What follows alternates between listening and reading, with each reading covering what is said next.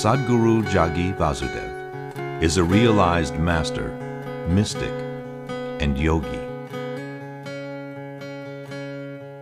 He has shown the way for people to attain to their natural joy and to live life with experience from one's own inner nature. His presence is filled with grace and compassion. Sadhguru's scientific approach towards spirituality and work towards the upliftment of humanity have received accolades worldwide. The words that come from him in intensity and utmost clarity, from his deep understanding and wisdom, can change the very core of the being. Belonging to no particular tradition, Sadhguru incorporates what is most valid for the modern person from the spiritual sciences. His work, an outpouring of his blissfulness, finds expression in the form of a ceaseless offering to help all beings. Available to all who are willing, Sadhguru's life is an invitation to the divine through individual transformation.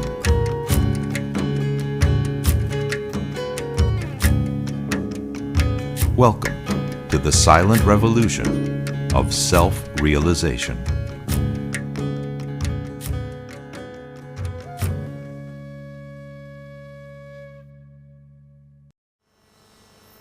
The very basis of a spiritual process, or the very fundamentals of a spiritual longing, is to transcend the limitations of the physical. The most intimate part of physical creation for an individual being is his own body.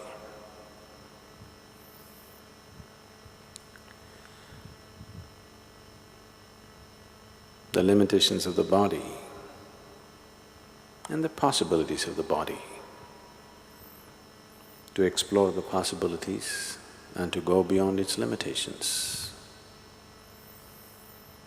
The physical body, which is designed and structured to function by itself without much of your participation. You know, this body is designed in such a way that it functions by itself. You don't have to make the heart beat, you don't have to make the liver do all its complex chemistry, you don't have to breathe. Everything that is needed for the physical process to happen, for your physical existence to manifest itself in a proper way, is happening by itself.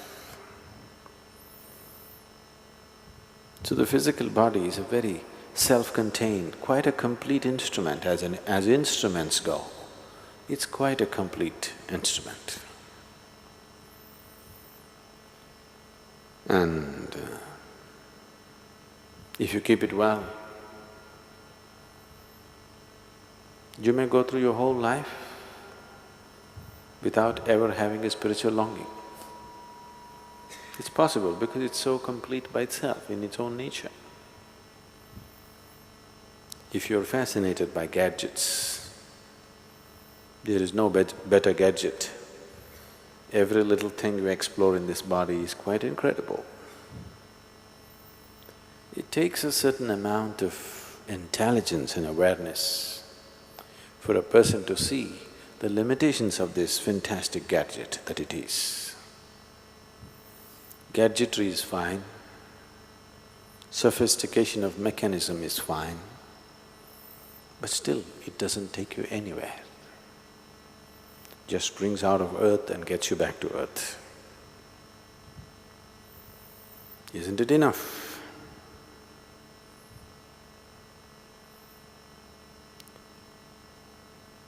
If you look at it from the perspective of the body, it's quite enough.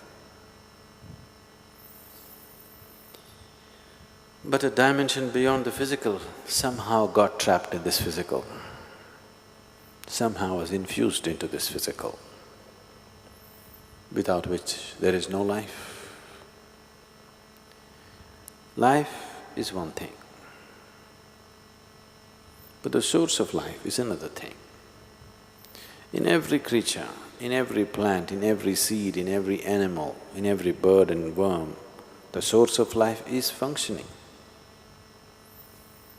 It is just that in a human being, it is functioning with little more presence.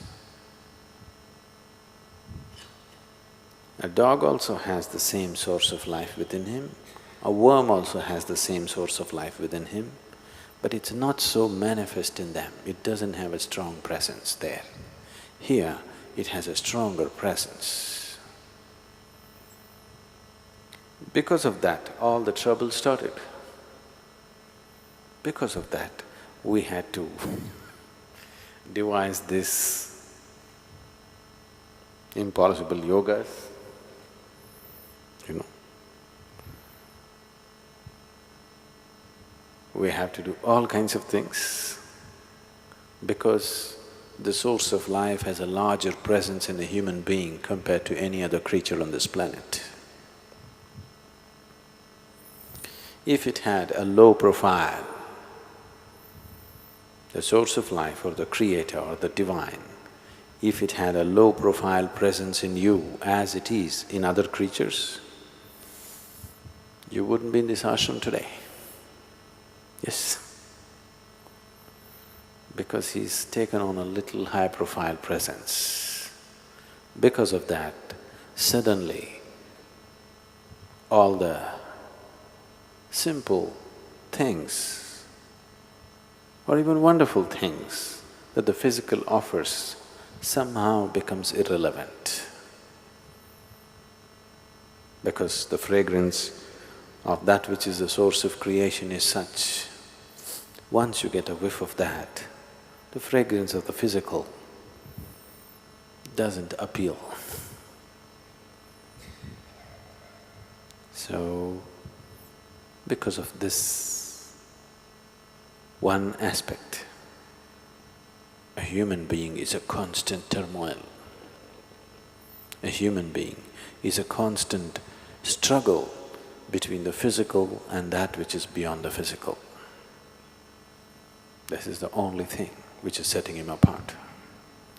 This is the only thing which is making him, though he is also physical, in contradiction with the physical, though he also has the compulsiveness of the physical, he has the consciousness of not being physical. So, all of yoga, every kind of spirituality that you can find, I refer to it as yoga because it is all different types of yoga, either done systematically or blindly, but still it is yoga. Any method that you employ to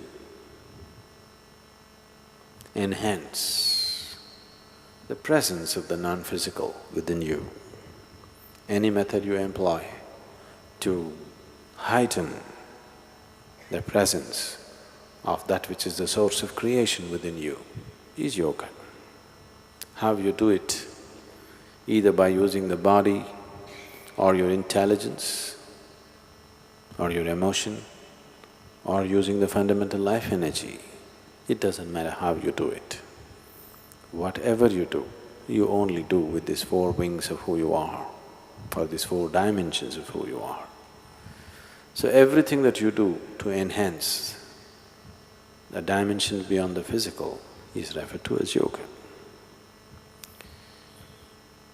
So all these yogas became necessary because of this fundamental conflict, or a seeming conflict. I wouldn't really call it a conflict.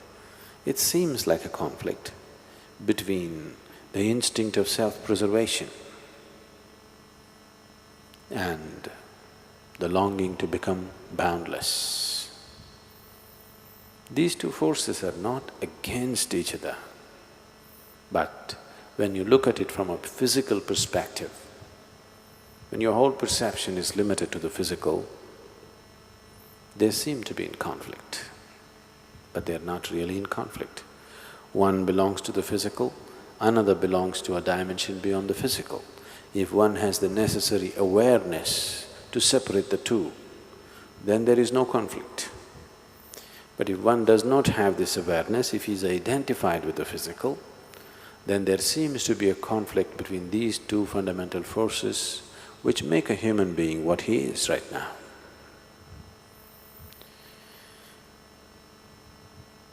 If you go by the ways of the body, it knows only self-preservation and procreation. It's incapable of anything else. These two are the only two aspects of the body. If you go by the dimension beyond that, the longing to become boundless, unfortunately most of the time trying to find physical expression to this longing to become boundless, leads a man into all kinds of activity, insatiable activity. Even if somebody's body is aching, you can't make them sit. Do you see? You went to Himalayas? Your body is aching enough, it says. But no, you must go to the top of the mountain and come, because you want to be little more than who you are all the time. You always want to be little more than who you are. This longing is a never-ending longing. This longing is not seeking for little more, it is seeking for an ultimate expansion. So these two aspects become a conflict because of a strong identification with the physical. Once you get deeply identified with the physical, then these two fundamental forces, one which helps you to root yourself well on this planet, another which is supposed to take you beyond. Unfortunately, instead of working in collaboration, they become a conflict.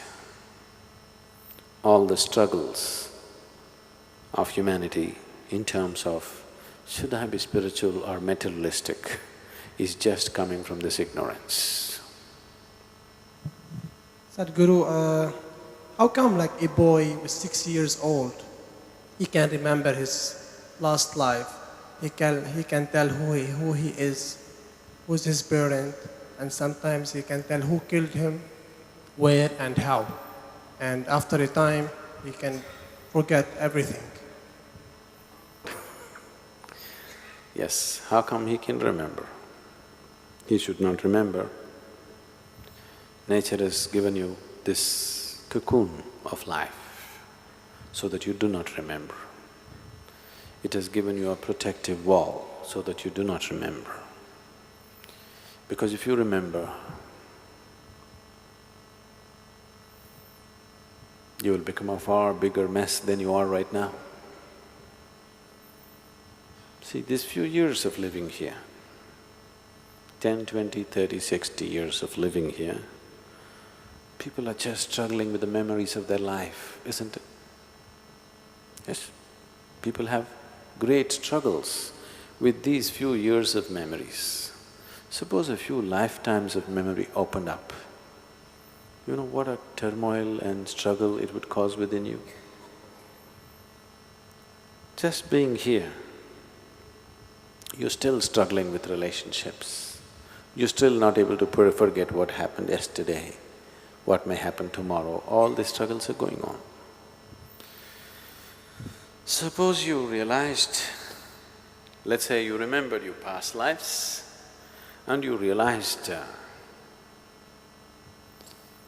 that your dear son happens to be your neighbor's pet dog. Suppose, I'm just saying.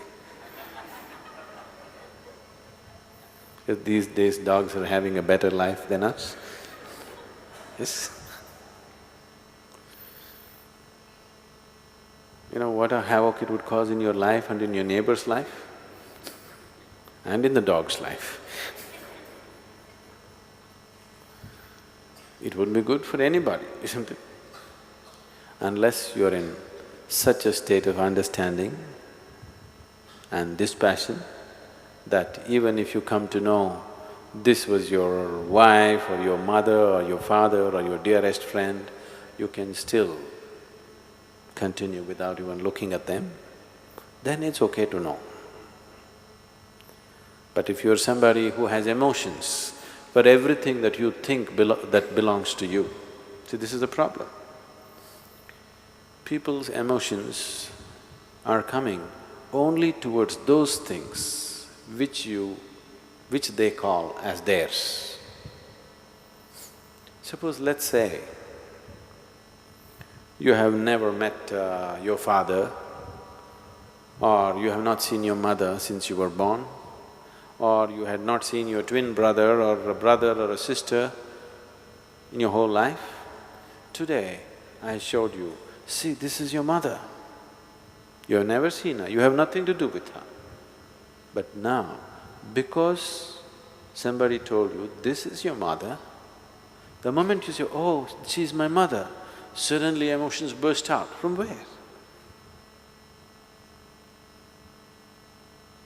You have not built a relationship with this person, you have nothing to do with this person, just because somebody says, this is yours. When somebody says, this is your mother, somebody is saying, this person belongs to you, isn't it?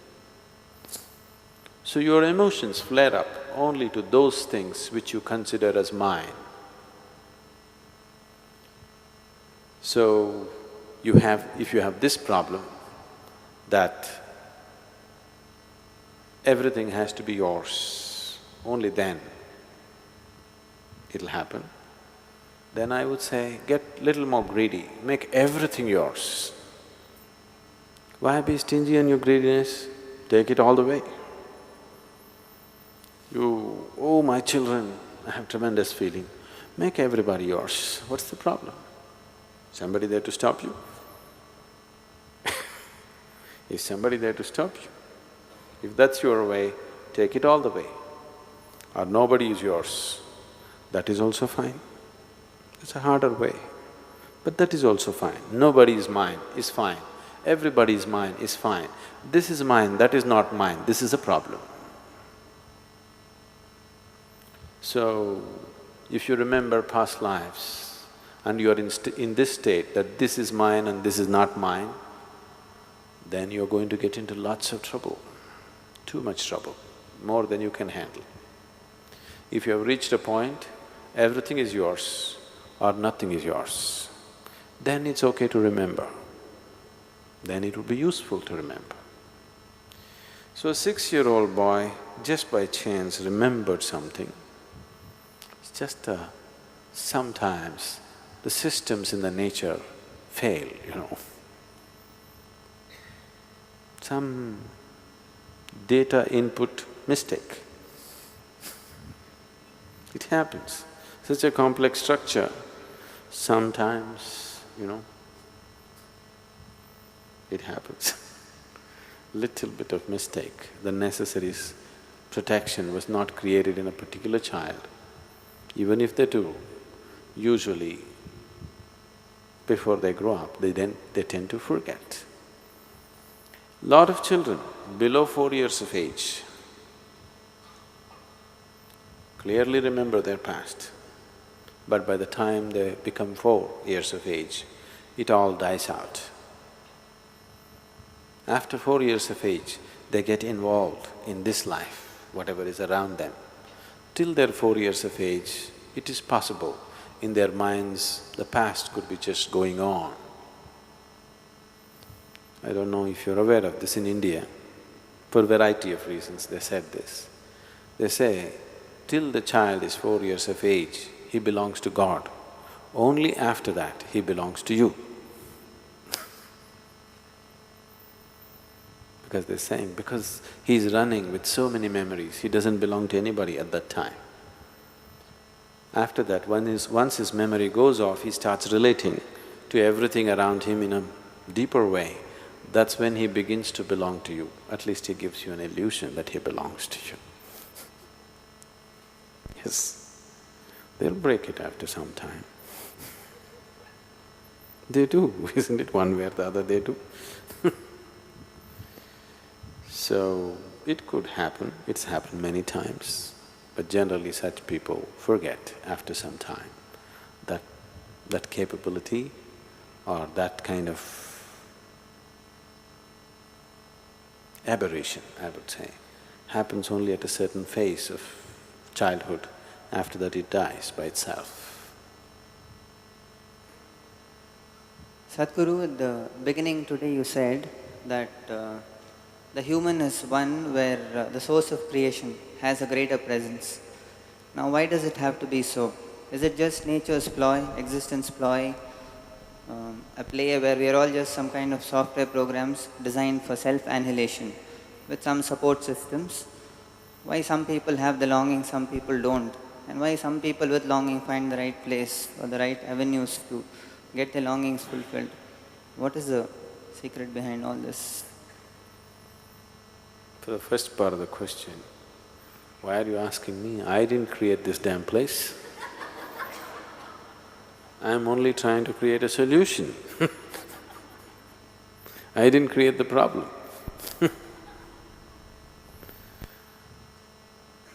So, is this all apply for people, the spiritual people, to run their business? Do they have some kind of a deal with the Creator that He keeps people in such a turmoil that these people can run their show? Possible.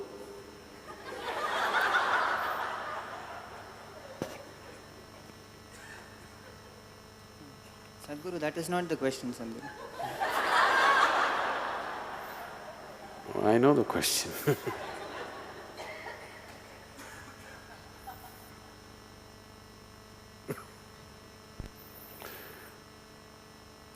It's just that you are asking this with a certain anguish attached to it. So I'm just trying to play it a little bit. You know the cat and the mouse game?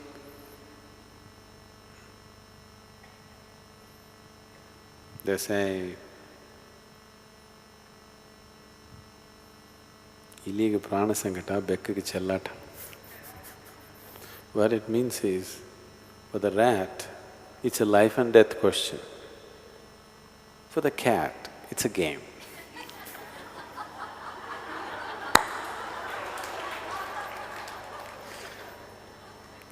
So, it all depends which one you are.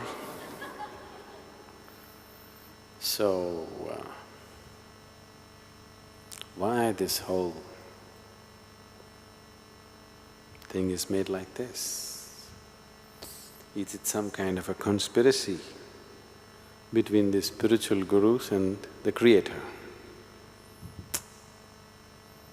No. It's all conspiracy from the other side. We are trying to beat the conspiracy. We don't have a deal with the conspirator, but we have made friends with him. Now that we have made friends with him, we can get him to open the door. Or we have found the keys ourselves. Even without his permission, we started opening the door these days. Now why in one person there is a longing, in another there isn't? There is no such thing. In everybody there is a longing. In everybody there is a longing to be little more than what he is right now, isn't it? In everybody there is such a longing, that is a spiritual longing. It's just that most people do not recognize it as such till a certain amount of pain or suffering or old age or the constant threat of death enters their life. Till then, they will not recognize that longing for what it is. They will go on painting all kinds of pictures. Using that longing, they are painting 1,000,000 different kinds of pictures on a daily basis. They think it's about money.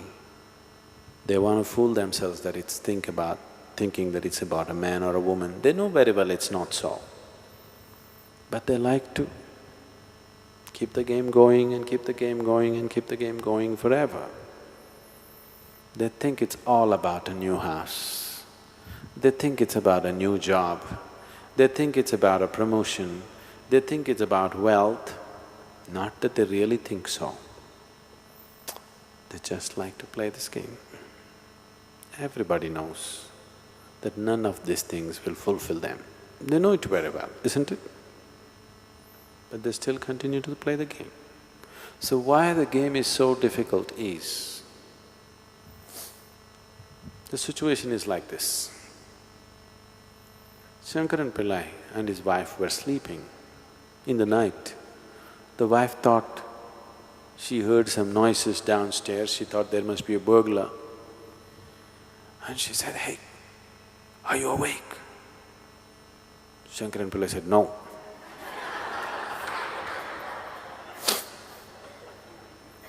That's why you can't wake them up. You understand? They're really asleep. It's very easy to wake them. Gently you can either kiss them awake if they are gentle people, or you can put ice-cold water, a bucket of ice-cold water and wake them. But the problem is they're awake and they pretend to be asleep. Now you have to coax them not to pretend. You know it's difficult. You know it's difficult. That's why it seems so difficult, not otherwise. If people were really asleep, it would be very easily to awaken them. They're awake, but they're pretending to be asleep.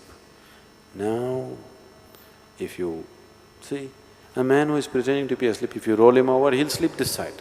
You make him sit up, he'll sleep sitting. You make him stand up, he'll sleep standing. When he is determined not to wake up, then it takes lots of work. That's the foolish work we're doing in the name of spirituality. To wake people up who are already awake, but who like to pretend that they're asleep. Otherwise, why this going on and on? One satsang is enough, isn't it? Just one satsang is enough. Why another one, another one, another one? Because one satsang you roll them over like this, then they sleep this side. Next satsang, okay, that didn't work, you roll them like this, they'll sleep that in that position. In every new position they will sleep. So you don't let them sit in any position, you keep them moving to a point of frustration where they'll get, okay, this damn man won't let me sleep anyway, what the hell? Let me come awake. This is the way fools will wake up. But the intelligent should wake up the moment they know they're awake, they must open their eyes and see. Those who are eager for life, those who are looking forward to the day, the moment they're awake, they will get up and come out. Those who are not looking forward to the day, if sun comes up, they want to deny it by the blanket, isn't it? So that's why the spiritual processes are designed like this. You like it or you don't like it, 5 o'clock in the morning, get up and cold water and sit down and do everything that you have to do. No, I don't like it, I don't like it, it doesn't matter you don't like it, just do it. You're asleep, it doesn't matter. You still walk around and do everything. If you do this for some time, then you will realize, what's the point pretending? Anyway, they'll make me do all these things. Then it'll not be worth pretending. You're creating a whole range of illusions for yourself. Life should disillusion you somewhere, it will. The sooner it does, it's good. When life doesn't, a guru tries to hasten the process of disillusioning you. Do not understand disillusion as a negative process. Disillusioning means destroying your illusions, isn't it? If you get disillusioned, is it a positive thing or a negative thing? But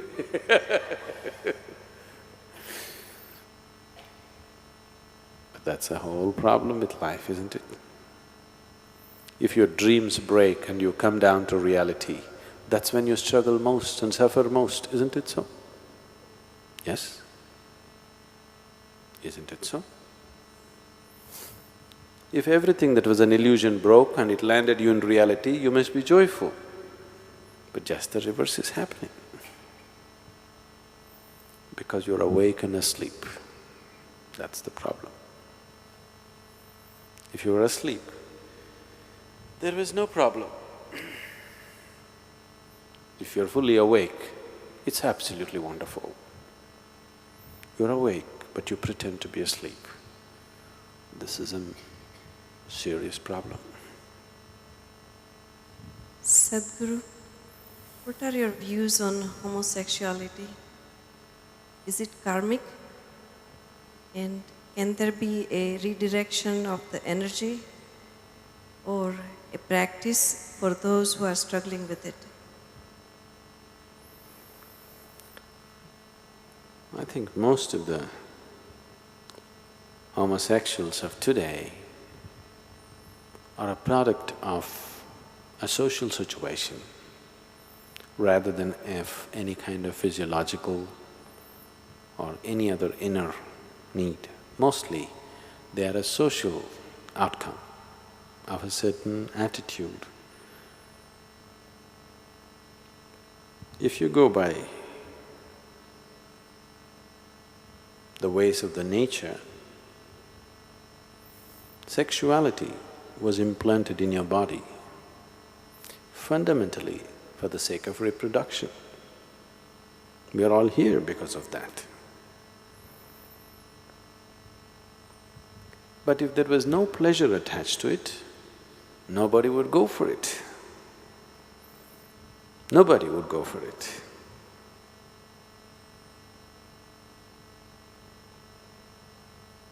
It is a painful thing to deliver a child.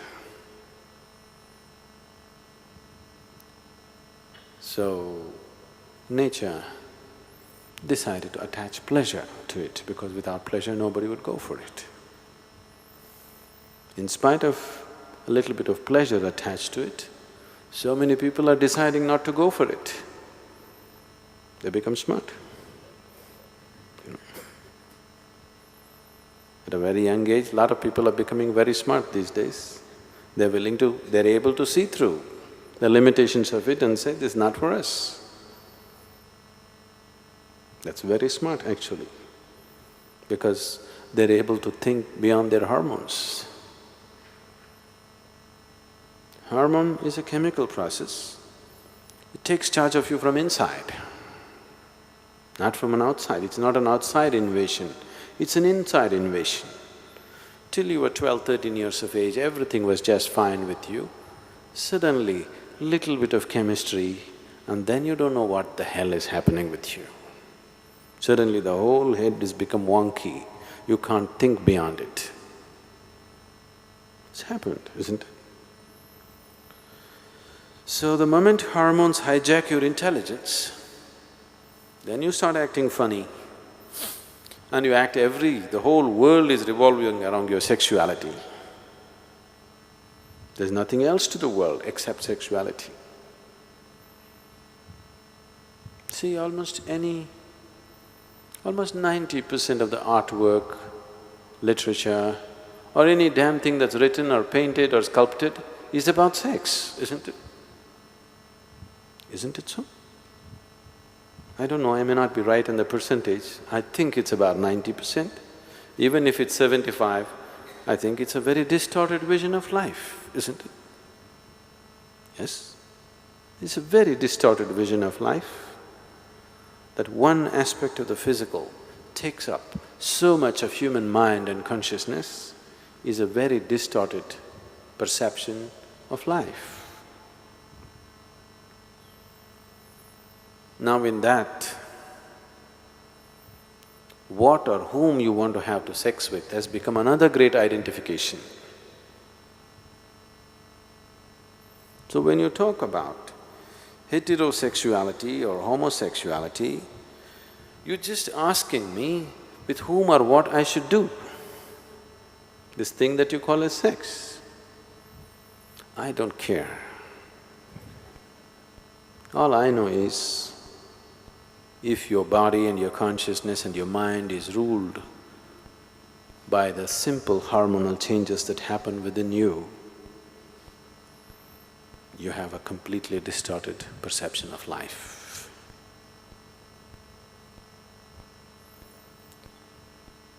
What is there to correct? What is there not to correct? If physiologically some certain needs have changed within a person, he could be helped, but most of it is social. I don't think one thing is better than the other. You being ruled by your sexual identification, either hetero or homo, is about the same thing. You're ruled by a simple aspect within you, which was created for a certain purpose, has become the most dominant factor in you. That itself is a distortion of life. Human beings were given… See, all the other animals, it was fixed for them. Only at certain times they have that awareness, rest of the time they're not even aware of their sexuality. With human beings, nature trusted your intelligence and believed that your intelligence will function beyond your hormones. But I think 90% of the humanity has failed nature, disappointed the Creator, because they have not allowed their intelligence to function beyond their hormones. Their hormones are more dominant than their intelligence. So what kind of sexual identity you take, it doesn't matter. You're identified with a few body parts, that's bad enough. Which body part? Doesn't matter, it's bad enough. If you must identify with body parts, I would say the best body part to be identified with would be brains.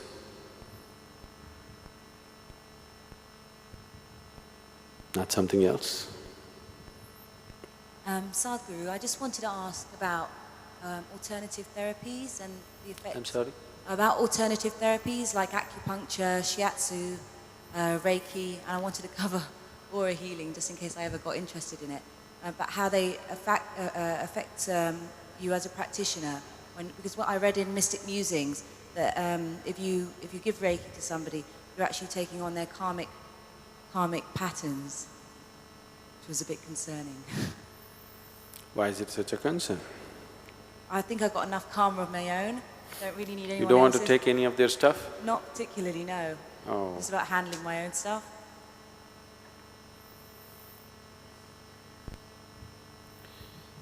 So, alternative therapies.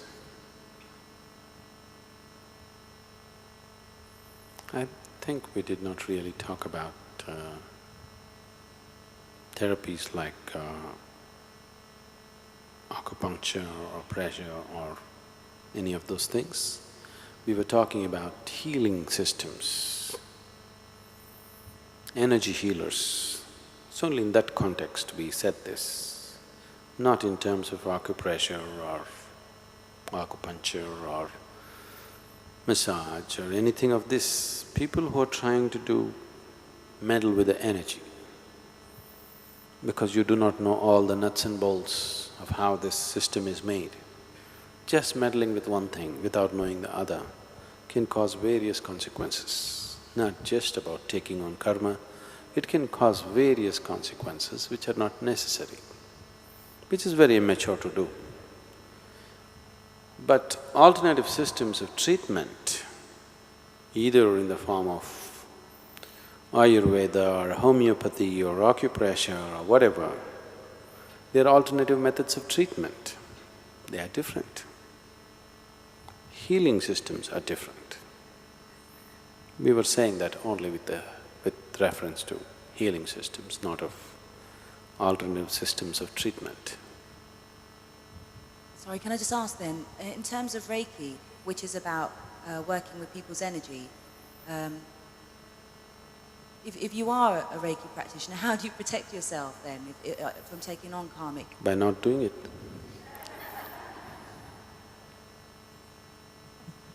Because these are all things that have come out of dropouts from Buddhist monasteries. You meddling with another person's life process without knowing the whole of it is irresponsible. It is like you saw, these days you can see videos of major surgeries happening. So you saw a video like this, you observed everything very carefully. So tomorrow somebody has a problem, you take a shaving razor and decide to do a surgery upon him. I'm telling you, some people may survive this. People have survived such things, isn't it? Many times in battle zones, in nature, when accidents happen, people have performed absolutely crude surgeries upon somebody and they have survived. But that doesn't mean that's the way to do surgery, isn't it? That's not the way to do surgery, isn't it so? It's just that some people might have survived such surgeries. In extraordinary conditions, it was done. So, any kind of meddling with other people's energies is very juvenile. It's coming out of a certain immaturity and a certain egoistic state of wanting to play God, which is not necessary. If it is coming out of compassion, what's your problem? Let everybody's karma come to you as long as he's relieved. What is your problem? That's not it. You want to play God with glass.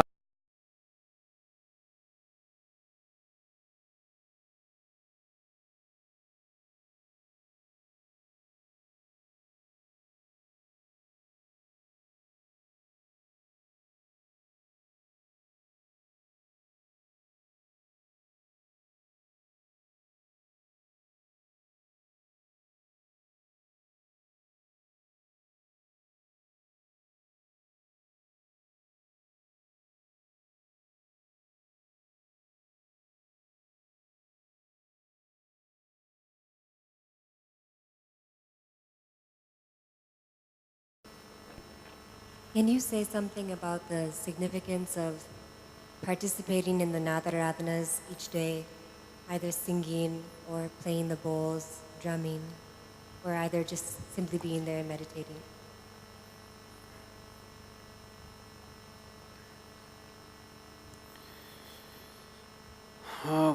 One important reason why we started this process, which we call as Nadaradhana, is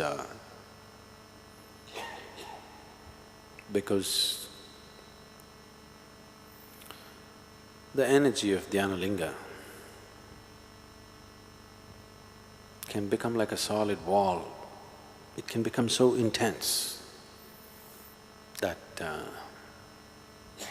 for those who penetrate through it, it'll be wonderful. Others will sit in the temple but will sit outside the energy. It can become like that because it is so intense, it's almost physical.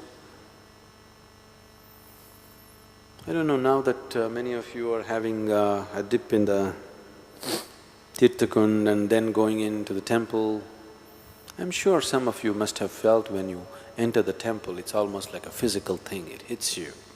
If you're sensitive to it, it's almost physical. Because the field of energy that gathers around the linga is so intense, it can be like a strong wall. If you penetrate that, you'll be wonderful, otherwise it would be not available for a lot of people simply because of its intensity.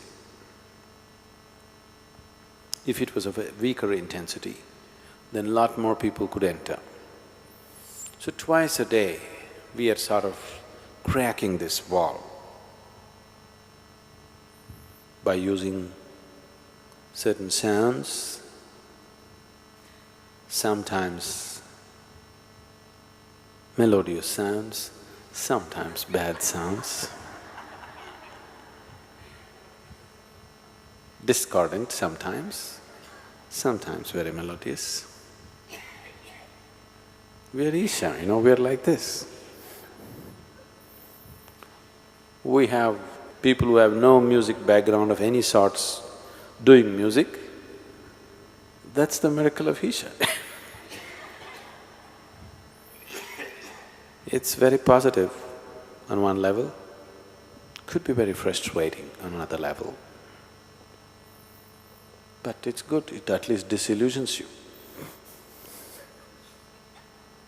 And it works. So the sounds that I'm making, melody is only relevant to the people. The melody of the music that they produce is only socially relevant for the people who are sitting there. But as far as the purpose of making the sounds is fulfilled even if they are discordant, because the idea is to disturb something there, which is manifesting itself into something very intense, almost like a solidified presence, so that it becomes little more accessible to all people who enter. Twice a day, we just little shaking it up. You could just do it with a few shouts and you can take kitchen utensils, make noises and do that too, if you do it intensely enough. But we want to use that as an offering also, so that it becomes an offering. Because in a state of offering, a human being is most receptive. Why always? In the Indian way of life, doesn't matter how poor you are, your children have not eaten for 10 days, but if you go to the temple, you must offer something. Not because God wants to eat your banana or coconut. If you don't have bananas or coconuts or whatever, you must at least offer a leaf. The idea is that you go with an intention of offering. You go as an offering. When you go as an offering, you're most receptive to what is available there. So the times of Nadaradhana, because they are a time of an offering, definitely it's the most receptive time for people. For those of you who are unable to experience Dhyanalinga for what it is, if you're struggling with it, the best time for you to be there is definitely Nadaradhana time. One thing is because we are loosening the structure, surrounding structure in a certain way. Another is, it's a time of offering, and that is the most receptive state to be in. You are my perfect mirror, you show me what I'm not. In the endless pit of what once was me, layer and layer you peel off me. The pain it is, but the joy it brings. So thank you for showing me what I'm not, for showing me what I could be.